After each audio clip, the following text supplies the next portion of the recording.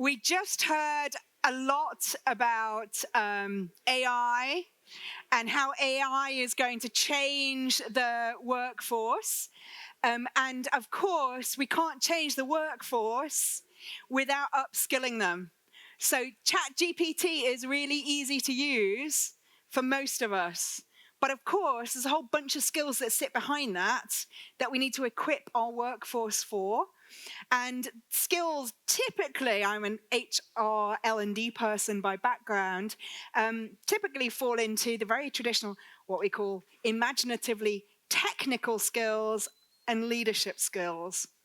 And sometimes we need to combine the two of those as well, because we heard a lot about how important leadership is, and we know that the technical skills are really important. So the panel until lunch today is going to talk about how do we master tomorrow's skills today, because I'm thinking about the point that Mohammed made, which is, if AI is already history, how are we equipping people for the future that's coming?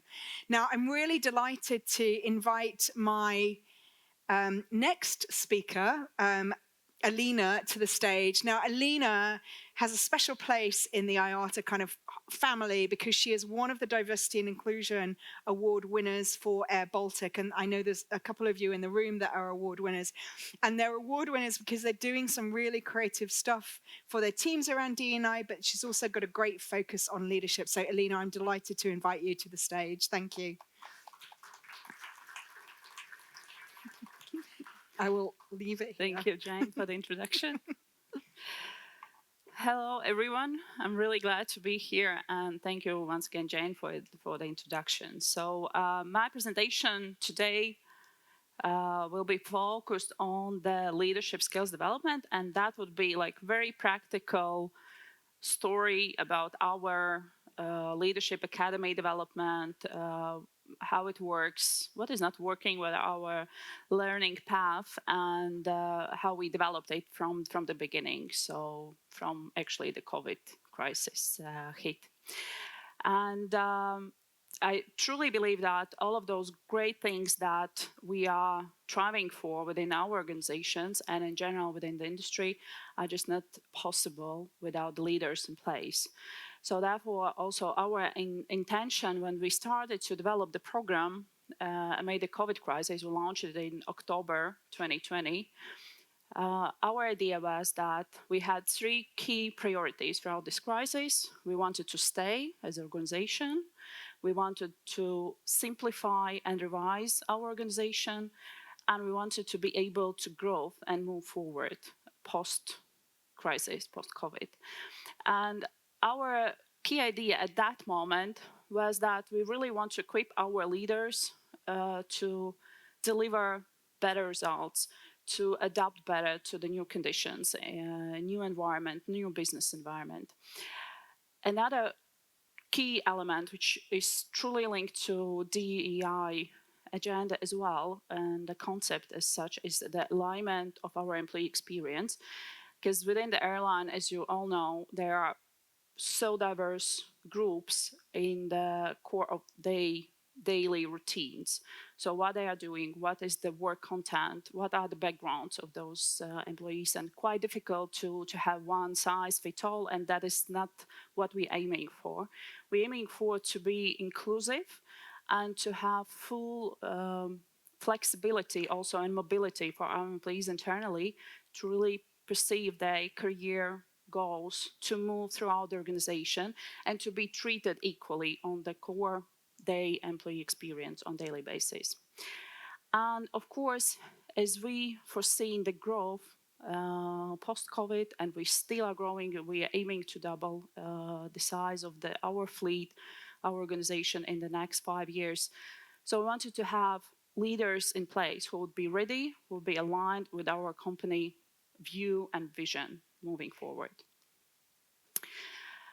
So when we started, and that is also the way how we defined on what we would like to focus, as we title our program, and the tagline for us is Air Baltic Leaders for Future, which means that also our current leaders should be prepared for the future. But as well, we want to prepare our future leaders in different areas.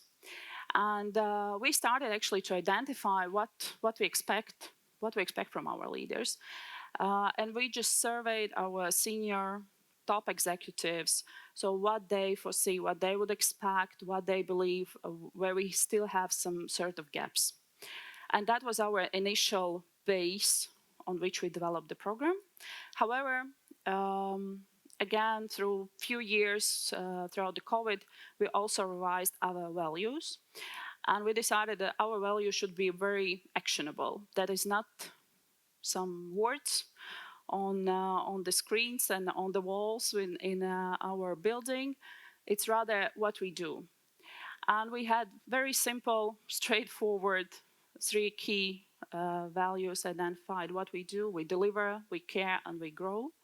And based on those, out of the workshops, together with the management, together with our employees, we defined what would be those behaviors. Of course, behind the scenes, from HR perspective, we work also with the competencies, what we would like to develop, but all of them are linked to those behaviors, which you also see here on the screen, and they're aligned for all our managers. So what we expect, they of course are integrated also in the performance evaluations 360, and all our employees also are aware what they can expect from their managers and leaders on daily basis. And why it's also helpful, because those behaviors are defined in quite a, let's say, specific but also generic way. And as it was also mentioned by Jane today, like a year and a half ago, nobody thought about AI and its application in the business environment. So with those like more like generic statements of what we expect related to the innovations, to bringing those improvements into the business, we also are quite flexible in terms of the new technologies, new tools coming in, because in practice, in the base, we are not changing what we expect from the managers. We expect them to bring those innovations, to be more efficient, to look for better solutions in leading the business. And just the new tool is just add-on for our practical, let's say, courses or trainings. So why we had it in-house? And I'm not sure how all of you have tried to develop the leadership programs.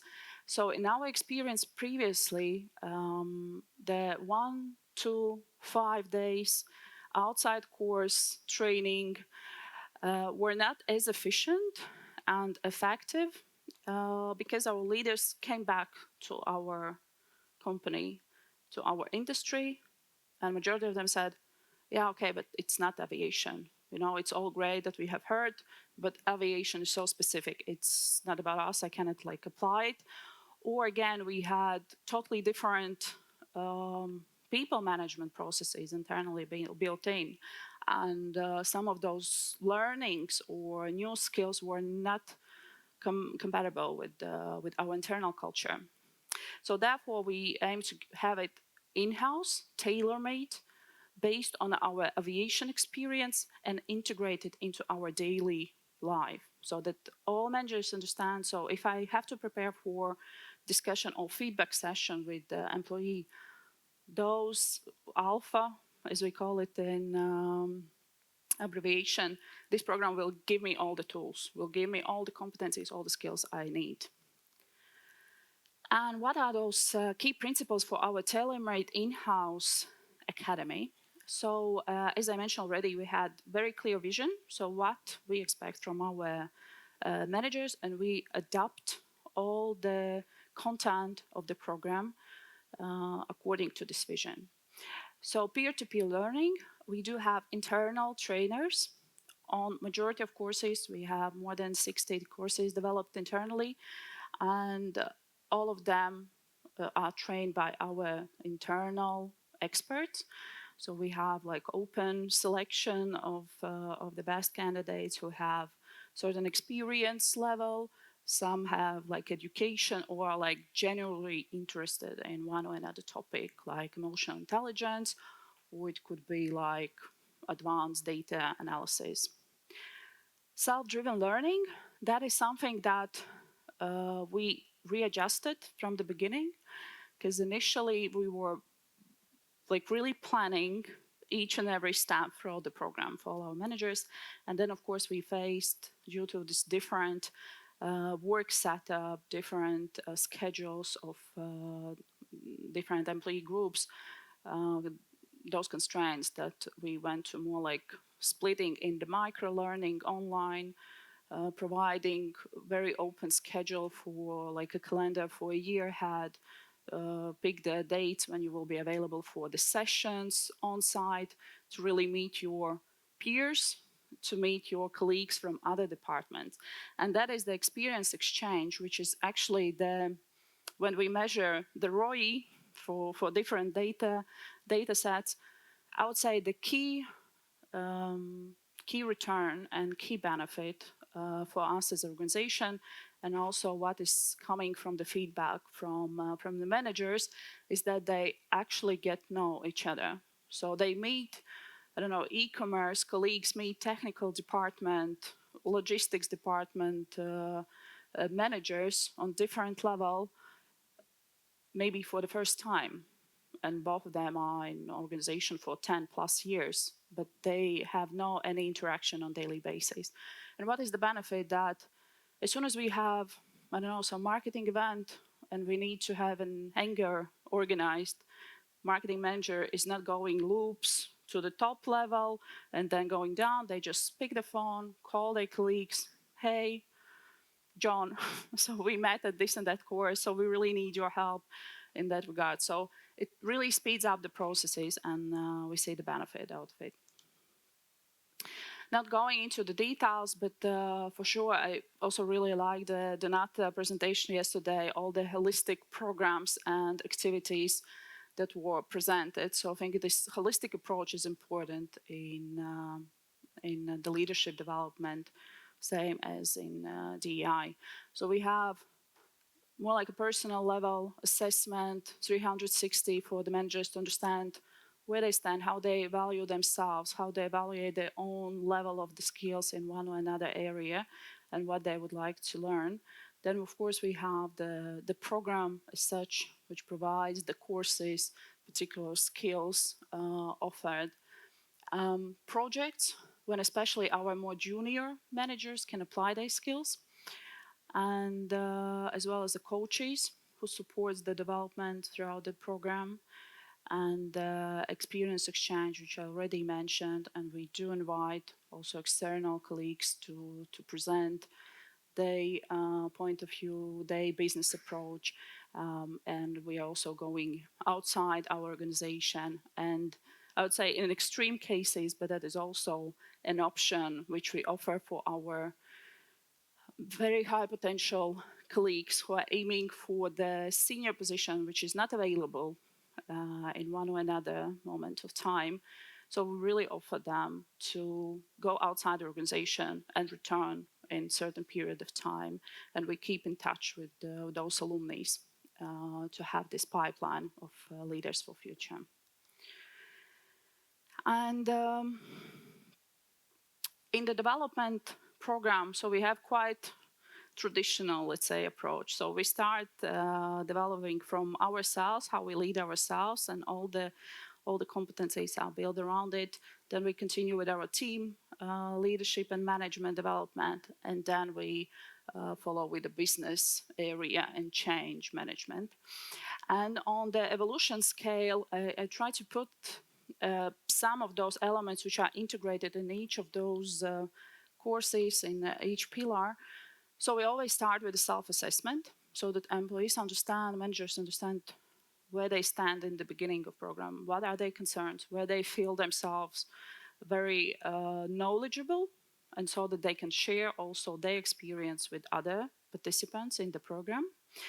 Then we have the techniques which could be applied, whatever, is it a communication course, is it a performance management course, finance basic course, and so on. And then, of course, we have a lot of practice during those workshops on top of like theory or e-learning opportunities. We have this on-site activity where our managers interact with each other, they receive the feedback, They understand how other managers deal with one or another situation in their daily practice. And I would say the highest level is work with biases, unconscious biases, and also the self-reflection. And that initially was our, let's say, base where we start our trainings. However, throughout the program, throughout those 4 years, we understood that it actually takes a lot of maturity for the manager and a lot of experience to really have in-depth understanding of themselves as a person, be ready to do it, be also authentic with the colleagues at the workplace, and also work with own biases.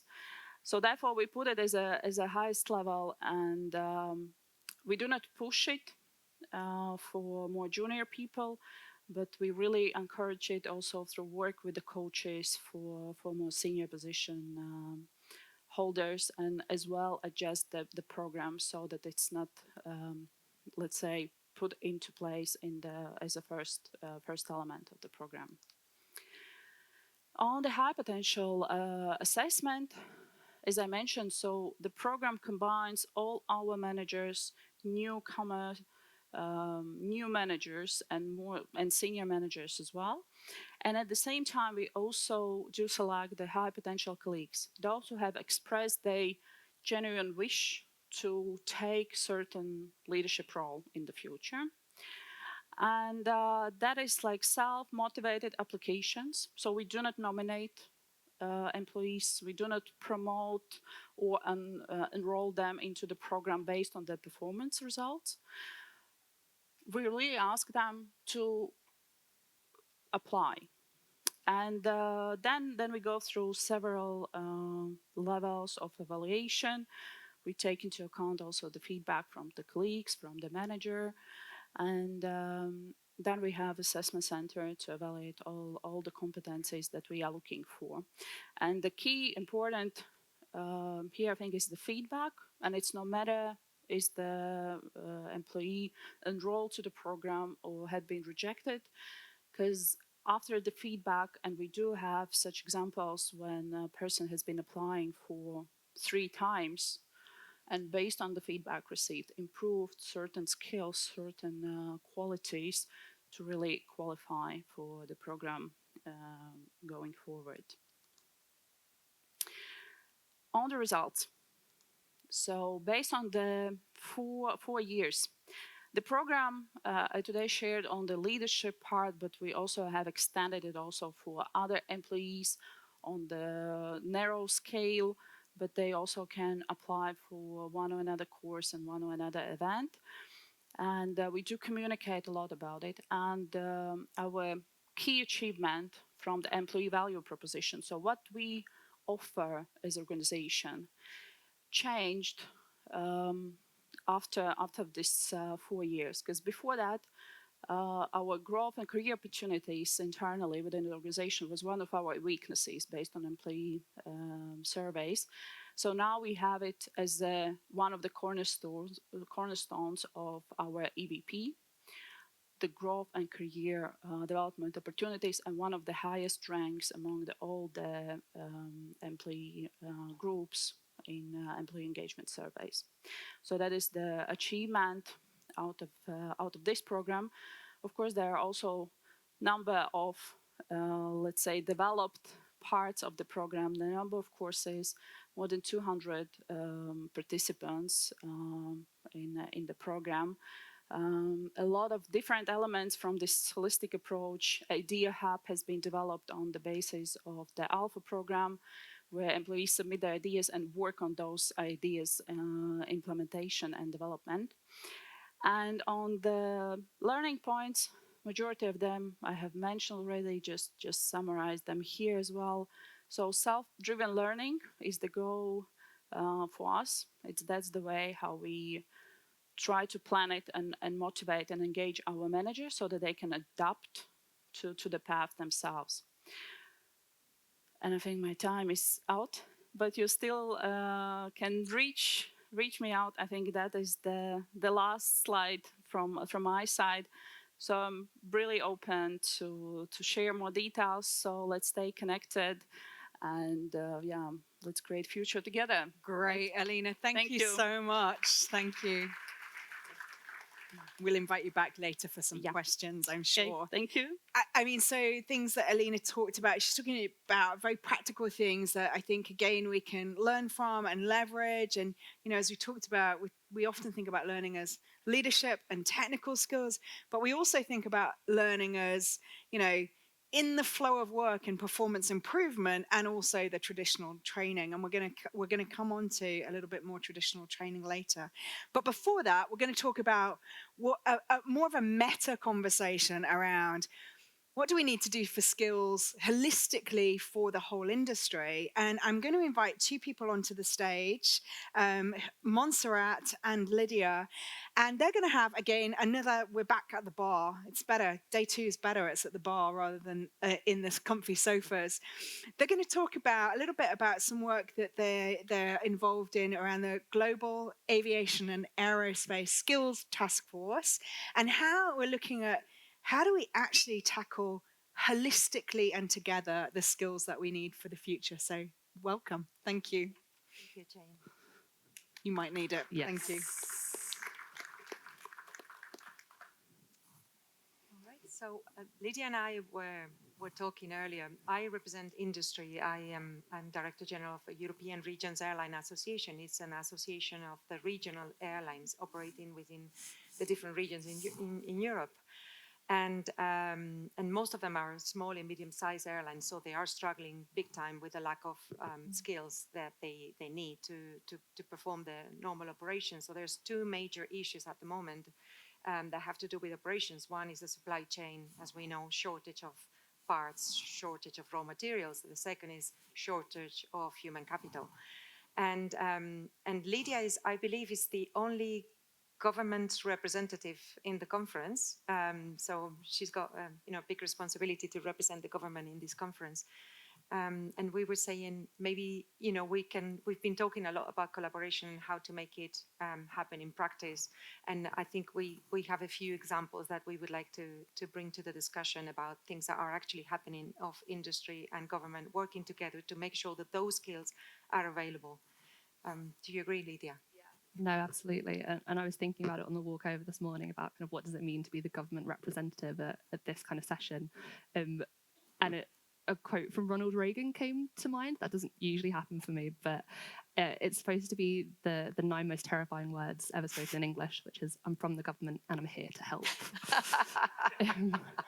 But I do really see that as my role within the network and within the UK, trying to kind of follow a bit of the blueprint of what IATA does, of facilitation and bringing people together. There's so much that happens in the sector that other parts of the sector don't know about. And even the great work here in pulling the airlines together, how are we talking to the airports, how are we talking to the ground ops, how are we talking to air traffic control, and making sure that these skills issues that go across are actually being kind of represented and communicated in a helpful and productive way. So that's where we try to sit in that government space of how do we pull together the great work that industry is doing, because I can't pretend to be an expert. I'm not an HR professional. I'm maybe a budding aviation professional, but kind of at my heart, I'm a policy person. I work on regulation, legislation, and government policy, essentially. But it's not only that we have this big issue about skills as a structural problem to the industry, and especially after COVID, because of the early retirements, then COVID, transition into other industries, and also the slow pipeline of new professionals. So these three things mixed together makes a very dangerous cocktail. But it's also about the biggest challenge that aviation has at the moment is to decarbonize and how to make aviation green. And we have this pathway to net zero by 2050, but there are milestones before, like in 2035, 2030, 2025, it's next year.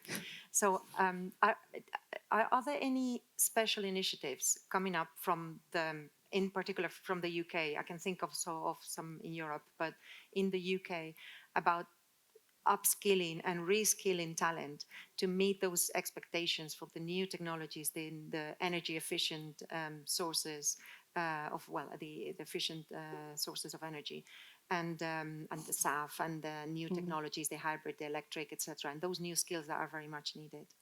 No, absolutely. And we look at it as a kind of 7-year cycle. So according to our data, it takes 7 years in the UK to build what is described as green job. And that doesn't necessarily mean a specialist kind of engineer. That could be a lawyer working on kind of green regulation. That could be a policy person. And 7 years is a very long time. So we really should have started about 5 years ago. And we obviously have our net zero strategy that looks at how we can bring in a skilled workforce and make sure that they stay.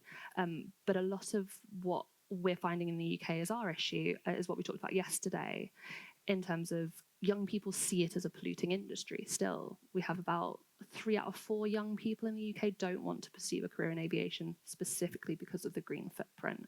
So what we do from a department point of view is really looking at outreach first. So articulating that opportunity. If you want to have an impact as a green professional, go somewhere where it is polluting currently, but work is happening to change that. That is where you are going to have your individual impact.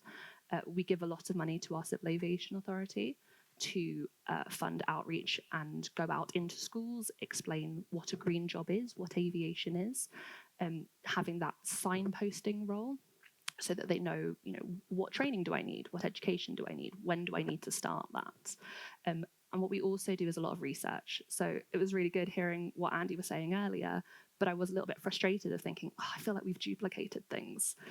We could have joined forces and actually had some of that research earlier on, but we do try to look at that in 2050, what roles are going to change. We think it's about 16% of the workforce is going to need to be reskilled. So a lot of our work is with Department for Education in particular, to look at how can we do short interventions, reskilling people that are already in the sector, to pivot rather than revamping the entire system. But what's it looking like kind of from a European perspective? Are you seeing the same things? Or? Well, it was the European Year of Skills last year, from April to April, so 23 to 24. And it was very good in terms of, it was a generic initiative. It wasn't specific to aviation. So it was very much about the economic growth and the sustainability and the digital technologies. And there were a few good initiatives. But I have to say, it wasn't very aviation specific and very focused. And then we lack that. We really need that. So I think for this one, and then I think we're going to talk about another initiative in a minute, are fantastic, because what we see from the industry, we really need the government support. We really need public campaigns. For example, I think the UK is really good at doing that. I believe there is a case, I don't know if there's anyone in the room from Lithuania, but I understand Lithuania is a fantastic business case, because aviation is very much hands-on. What they've done in Lithuania, they have come up with a program with government and academia and schools and institutes working together from the very early stages and showing the kids what a cockpit looks like, what a simulator looks like. And once the kids have the hands on it, it's like, oh, okay, this is cool. And then what can we make it greener? Okay, there is a pathway, there is a roadmap, and you can contribute through your technical skills to this roadmap. And I think it's really inspiring for the kids as well.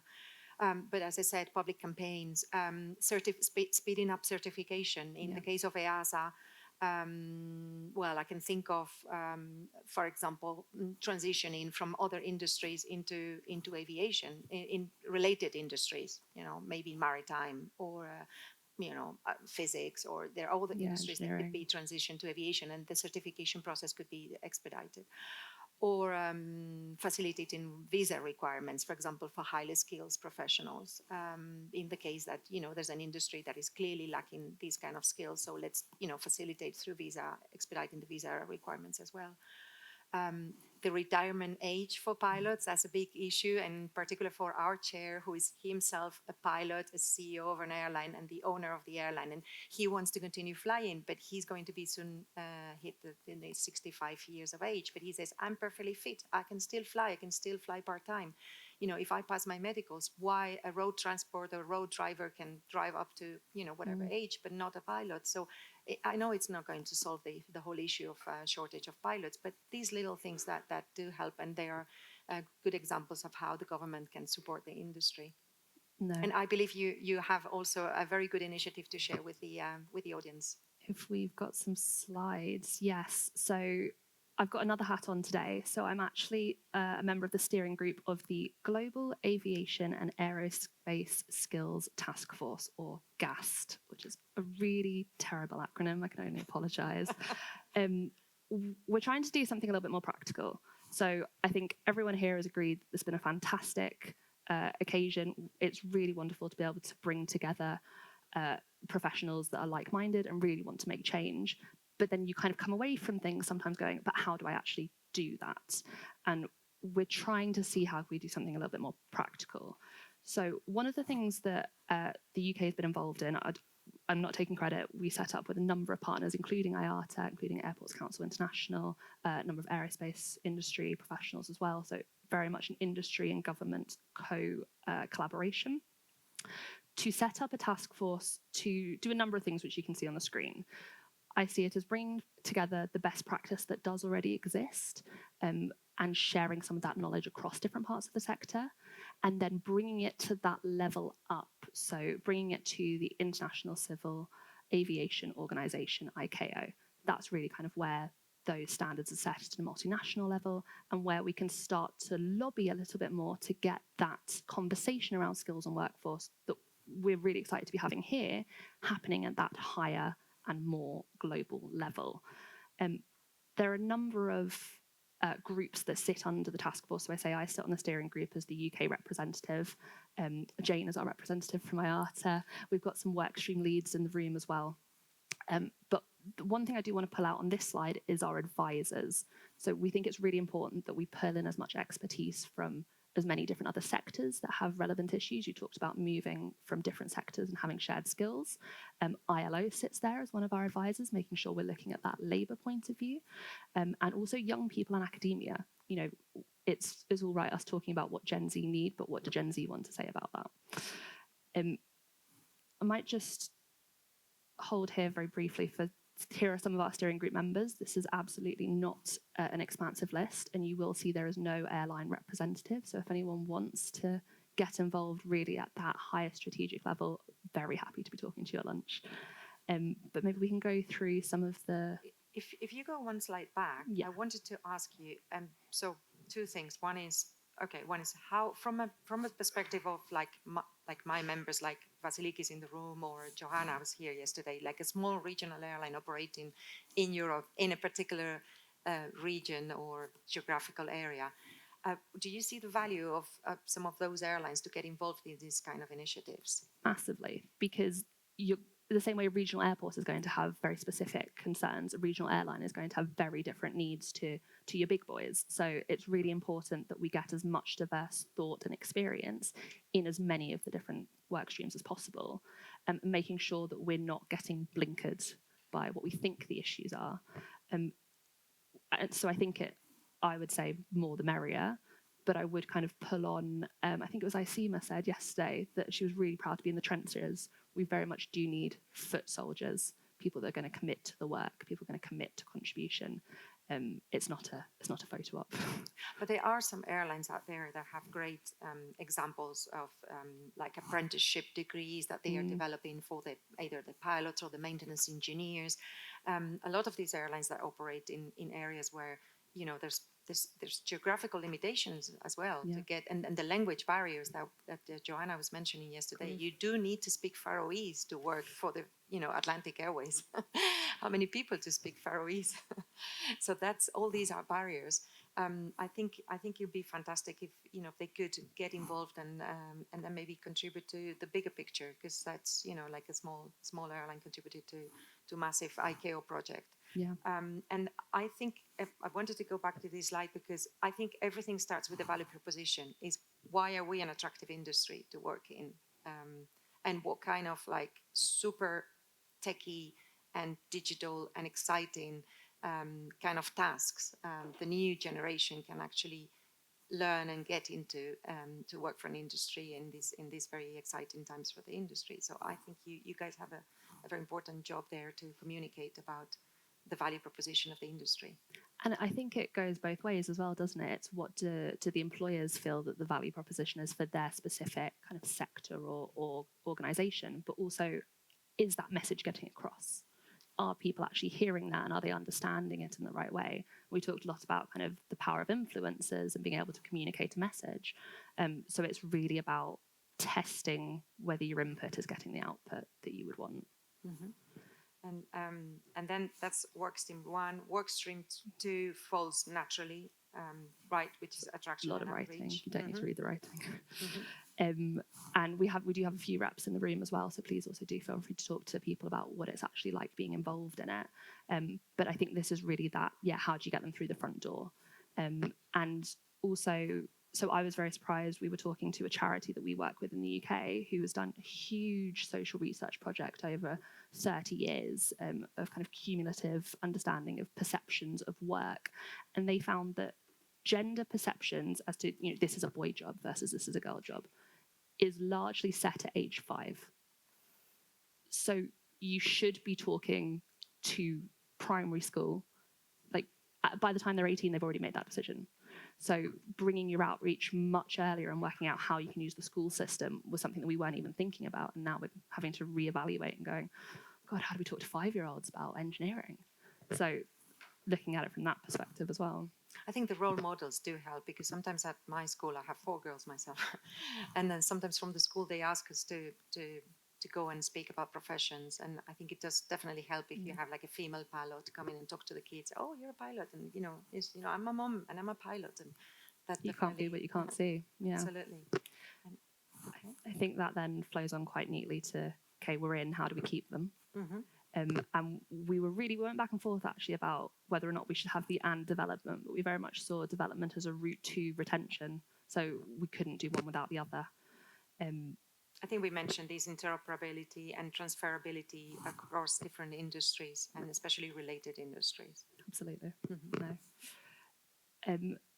This one, again, we were kind of deliberating about whether or not we wanted to have a kind of separate work stream to look at this, or whether we should kind of put this theme going across the work. But this is very much looking at both that tangible and intangible environment. So I'm a wheelchair user. Is my office set up for me? And if my office is an aircraft, it's not. So how do I make sure that the actual infrastructure on which I'm working or would like to work is going to allow me to engage with that role? Equally, EDI, we've been talking about it so much over the last couple of days. It's one thing to be kind of physically able to get into that job, but can you mentally, psychologically be happy and thriving there? And what does that mean in a regional context as well? So I'm talking very much, I recognise, from a Western perspective, from a UK perspective, but that's why we think it's so important to have regional views, to have views from different regions, because there will be different issues depending on where you come from. Yeah, but I think the next session is focusing on culture. I'm looking forward to hearing what they're going to say. And then our last one is kind of looking forward. So we have a good idea of what we think we need to do now. What do we need to do tomorrow? Which, as I said, I think that means what did we need to do yesterday? And a lot of this is on that kind of futures thinking and working out how do we fit into, like you said, the long-term aspirational goals around decarbonisation, around new technologies, unmanned aircraft. How do we prepare for that and help with that culture change across the sector, not just in airlines, kind of across the ecosystem? Mm-hmm. And when is the next? What are the next steps in the project? So we've just released both an internal and external survey, which I'm sure we can send out to members to try and get a bit of a picture of what is happening now. So what best practice already exists, what data already exists, how do we make sure we're not reinventing the wheel? And we have a good spread of what we think data related to those 5 work streams is in the current sector, so we can then start to analyse and fill in our gaps. Each of those work streams has very specific deliverables that we've agreed, so there is quite a kind of neat plan of what we're trying to address. I won't go through all 5 of them, but very happy to talk separately. And we have our next kind of in-person meeting in November, where we're inviting all of the steering groups, advisors, work stream members to come together and collaborate on that data and make sure that we're moving some of this forward, ultimately with the aim of bringing a package of best practice and a change to a resolution at the ICAO Assembly next year, getting that in at the highest level and lobbying for a space there for skills, workforce, and ED&I. That sounds great. Link with you. Thank you so much for your perspective on skills. This, as we said, is a really important piece of work that we've been partnering on. And actually, I'm going to do a plug because we're trying to share our best practices. So you remember the D&I best practices that we created, that we've shared with you. We're also kind of hoping that they will get integrated into the work that we're doing. And I think it is important. So we've got IATA people involved, but we also need more airlines involved. I think Alina is leading. Where's Alina? Alina's also leading on one of the work streams. So, but it's definitely a case, a little bit like 25 by 2025. The more the merrier. Yeah. This is about collaboration, not competition. And if we can collaborate on this, then we can all get involved. And I think the more representation we have, this is an initiative that's really for everybody. So I do encourage you to talk to any of us about it, and we can seek to get you involved. But thank you so much, ladies. Thank you very much. It wouldn't be an IATA event if we didn't use a little opportunity to talk about some of the great work that we're doing through IATA training. So we've got a fantastic mix of people today because we've got some of our training partners in the room who I know that you've communicated with. We're going to actually, at lunchtime, showcase some great stuff, but I'm going to leave our next guest, Craig, to talk to you about that. So I introduced Tanya before a little bit spontaneously, and because it's not fair for her to have to do a speech on day 2.5, we gave that task to Craig. So Craig, welcome to the stage. Thanks, Jane. Morena, harimai, harimai, harimai. So my name's Craig, and I'm from New Zealand, which if you drill through the earth from Geneva is probably literally the other side. And those are Maori words of welcome. Good morning, welcome, welcome, welcome. And in New Zealand, we use those to welcome our friends to the marae for a discussion. So it seems a very apt welcome to use for today. Now, Jane, I'm glad we did the breathing exercises yesterday because you'll need them. About 2 weeks ago, Jane called me down to her area and said, Craig, come out of the commercial cage that you live in and can you see me? And I went down to see Jane and she said, I'm going to have to let you speak at the people function. She said, on behalf of your SVP, so he apologizes, he's on leave, so he's not here, and our new director of training won't have started, or a few days, that's not fair, so it has to be you. And Jane knows me well, so she said, here's your speech, and make sure you stick to it. And she specifically said, these are not commercial people, so do not speak commercial or sales. Behave yourself. So I will try. Jane has no idea whether I'm going to stick to the speech or not. And then she said, would you introduce the new director of training? And she proceeded to do that. So my speech could be shorter than anticipated, which is a good thing because the slot you gave me is between everyone who is now hungry and lunch. So thank you, Jane. I'm delighted to be here. And I've tried to be young and trendy. In the morning, I look in the mirror, I see one of the dinosaurs that we spoke about. But in my mind, I'm like 35 and quite trendy. I tell my family I want to be an influencer. They just laugh. Because once you're married and have kids, you know you have no influence in your family at all. And then we have 2 dogs. And if you look at the dog's behavior, I cannot even influence the behavior of dogs. So my influencing career has gone. So I'll stick with my airline career. I worked for 18 years for Singapore Airlines, and then I joined IATA almost 15 years ago. And I've worked in commercial and operational roles. So I've seen the rapid changes in the industry and, the change in skill sets that we need. And I think the industry is funny. We've spoken about it a lot, right? Just when we think our industry is settled, life is nice, bang, something will happen. And it could be a crisis, right? And if you've been in the industry like some of us have, we've had COVID, we've had economic crisis, we've had fuel crisis. There's always a crisis. But, as well as the crisis now, we're seeing tech. Like, we talked about it before, some people have talked about it. technology is advancing so fast, we're a little bit behind, but we're really running to catch up.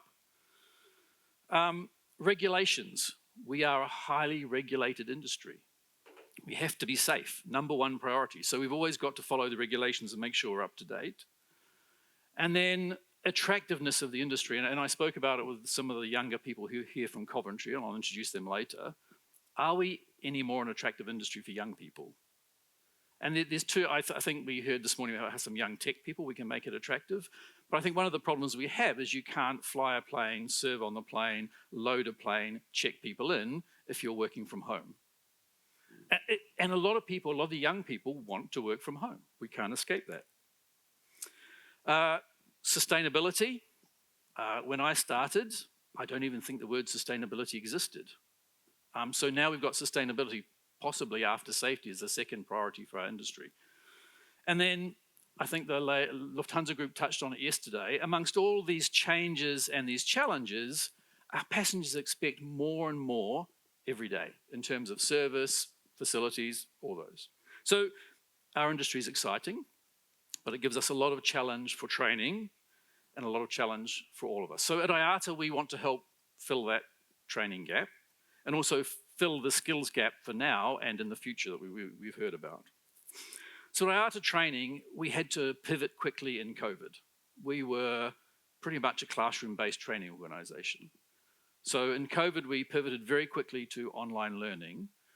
And obviously it was the thing to do, but one of the main things was the regulatory requirements. So things like dangerous goods, you have to be certified every 2 years. And we used to teach dangerous goods instructors in classrooms. So things like this, we had to pivot very quickly to keep the industry going, to keep people's certifications up to date. Now, as the industry's come back and the budgets, training budgets have come back, thank you very much, everyone. We're seeing, we're back to classroom teaching as well. And around the globe, we've got training centers all around the globe. But we also keep our virtual online classrooms. So we've got really training that suits people's needs. So in-room classrooms, face-to-face. You can do the same course online, and the benefit is there you join online around the world. You'll talk with colleagues from around the world. We've got self-learning online, so again, at your own pace, not at classrooms online. And then for companies, we offer all our courses, what we call in-company. So the IATA instructor will come to your company and teach cohorts or classes at your company if you've got sufficient people interested in each course. So obviously the demand we're seeing, we've still got the usual skills, the regulatory things, but we're seeing, increasing demand for the tech jobs. And we discussed it this morning. How do we keep the industry attractive for young people? How do we attract young, technologically sound and people to our industry? Big challenge. Sustainability. Everyone is screaming out for sustainability experts. So it could be sustainable fuel. How do you measure things? How do you even plan for sustainability? We all know we're trying to be 2050, trying to be carbon neutral. So there's a big demand for these sustainability experts. And then also we see in our industry, we still need to teach resilience, we still need to teach crisis training, and we still need to teach all the operational skills. So you might be a little bit surprised by the size of IATA training. So we've got something like 350 courses that we can offer. And those can lead to over 40 diplomas. So you can do courses, you can do 3 or 4 courses and receive a diploma. We teach 100,000 students annually around the world. So that's professionals and also a number of trainees or entrants to the industry. We're ISO 9001 qualified. We've got 50 years of experience in aviation instructing, and we've got over 300 industry experts that teach on our behalf. And a lot of IATA staff, including myself, are also IATA instructors. So we're occasionally allowed out to go and teach people. So today, Jane, my time's not up already, is it? Loads to go, Jane-o, don't worry. I thought we said 9.5 minutes to the second, Craig. We did, don't worry about me. Okay. All right, I just want to talk about a couple of the kind of newer courses that we've got that are really focused on interactive learning, because I think we all know that classroom is a bit boring these days. So one of our best courses is called Air Mercury. So this is a commercial course. So you come to our classroom, we teach you about the airline models around the world, low cost, ultra low cost, full service, hybrids. So we teach you the theory, and then we use Air Mercury, which is an online simulation tool, and you get to manage your own airline, and you compete against your classmates. So really good for teaching management skills, strategic skills, and of course in Air Mercury you can throw in the odd crisis and the odd surprise to really upset the people, the students. But rather than me talk about it, we've got the winning team from Coventry University here today. Those are the really young people that we've seen in the room.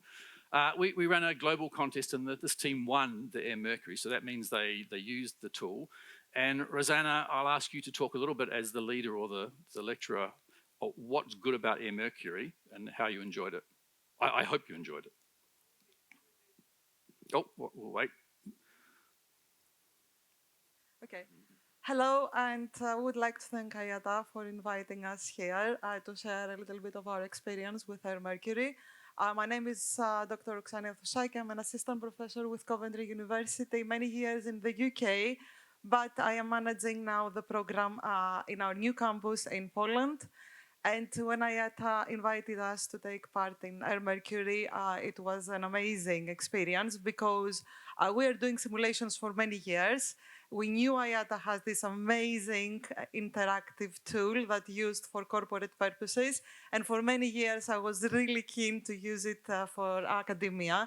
And they decided to do this very interesting challenge, and we took part in this, and we were the winning team as well.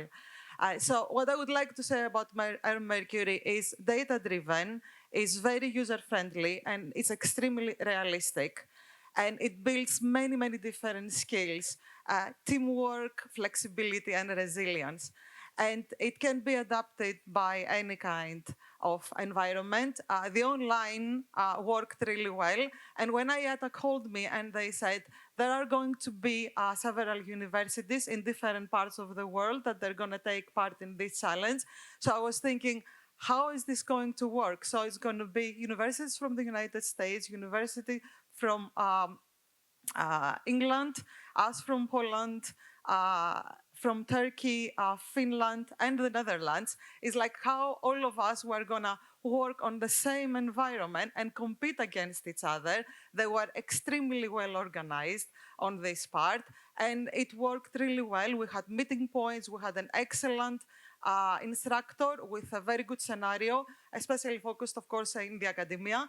And it went really, really well, and we had a very positive experience. And from a coach perspective, I would like to say that my team experienced everything we used to experience in the aviation industry for many years, because I joined academia as an industry professional. Okay, I said we cannot teach academic aviation management from books, and I think this is working really well.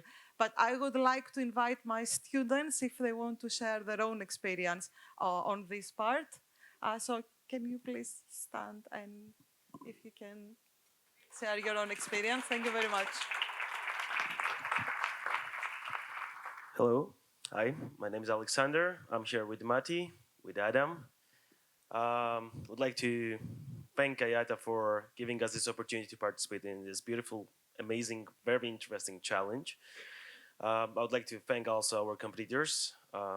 Some of them are here as well on this conference. Thank you for a good competition, good challenge. Personally, I've enjoyed this very much. I got some experience. It was a very complicated scenario from the beginning. We faced issues. We were down, but we rise up back again and got the first place. So thank you very much. Thank you. Thank you, Alex. At the very beginning, I'd like to thank, besides IATA that organized it for us, that provided this fantastic opportunity for us to try something that is normally not available for students. I'd like to thank our amazing supervisor, Dr. Roxania Thoussaki, for all the support and actually providing us with this opportunity. She was the one that encouraged us to join. We were very unsure if we're ready to do it. Me and Adam were the first year students at that point. So it was very difficult for us after the third module. The challenge was really interesting, but at the same time, it was really difficult for us to see what we should do. This was the first time we faced that kind of challenge. we asked ourselves questions. Is it more worth it to be like Ryanair or Qatar Airways? Do we want to attract high-yield first-class passengers or focus on high-quantity economy class passengers? What routes are profitable? Is it worth to keep the fleet consistent, or is it more worth to make it suitable for each route? These were the questions that we asked, and because aviation is a very ever-changing, highly demanding, very very unpredictable industry, we managed to get very good result in the first round, but in the second round, we fell down for a short time. We were too greedy. We wanted to do very strong market expansion. Instead of focusing on improving already existing routes, we focused on doing very strong revenue increase, which was not successful, but we learned on our mistakes and won the third round, which was the most important for us. Thank you very much. Yeah, sort of Matti covered it all up. I don't know what I can add, but yeah, thank you, Ayata, for this opportunity. It was fantastic to compete with other universities that were very good and performed very good as well. We are super surprised that we did it at the end still. But I think that we should not forget also about our team members that are not here, which is Evelyn and Fadi. They also participated, Evelyn as a team leader. So if we could give them like a round of applause as well. Thank you. Okay, thank you. And the Coventry team will be down in the room with some of our products that I'll tell you in a minute. So if you want to find the secret of running a successful airline, although lucky we didn't finish in round 2 by the sound of it. One of the other products we have is Ramp Virtual Reality. We call it Ramp VR. So, you know, traditionally you used to go into a classroom and learn how to work the ramp, which is a little bit boring. And it's very difficult when you're learning and your students to get airport passes to go and actually see a ramp and see how it works, although we get a good view here from some of our classrooms. So Ramp VR is a virtual environment where we teach people about the ramp. So you can walk around an aircraft, you can marshal an aircraft in, you can load an aircraft, you can do all this stuff in a virtual environment. You're not going to hurt anyone, you're not going to damage any equipment, and we do it in the classroom in a safe environment. So that's another really good interactive course that we run. We run a safety management and emergency response course as well. So this is really teaching us about safety, and emergency response is trying to replicate in almost real life a crisis center. So I worked on the beta testing for this course, and unfortunately in my career, I've also worked in some actual crisis situations. So I think our course is quite realistic. You're sitting there, we're covering lots of surprises coming in, lots of demand for updates for information that you may or may not have in a crisis situation. Social media is there, which of course is a big change in how we manage crisis these days. So it's really, I called it a bit chaotic, but in the best sense of the word. It's chaotic like an actual crisis situation will be, and we're training you how to manage that situation. Stand by, Jane. And the last one, interactive, is called DG Compass. Now, I don't know whether anyone here has ever done a dangerous goods course. Has anyone done a dangerous goods course? Okay, so you've seen the dangerous goods manual, right? It's like this big, yeah. So when you do a dangerous goods course, you sit in a classroom, you've got a manual that's like 1 million pages long, possibly an exaggeration, and you learn the dangerous good regulations, and I don't know, I think you can do it online now, but you flick through and you work it all out. So we've introduced like a virtual scenario on the computer where we do teach all that because we have to, but then you come in and we basically on the computer plonk a dangerous good in front of you with its packaging, and you then get to apply the skills and the theory that you've learned. Is the packaging right? Are the labels right? I'm not an expert. There's all sorts of stuff you have to do right for dangerous goods. So we teach this in a virtual environment.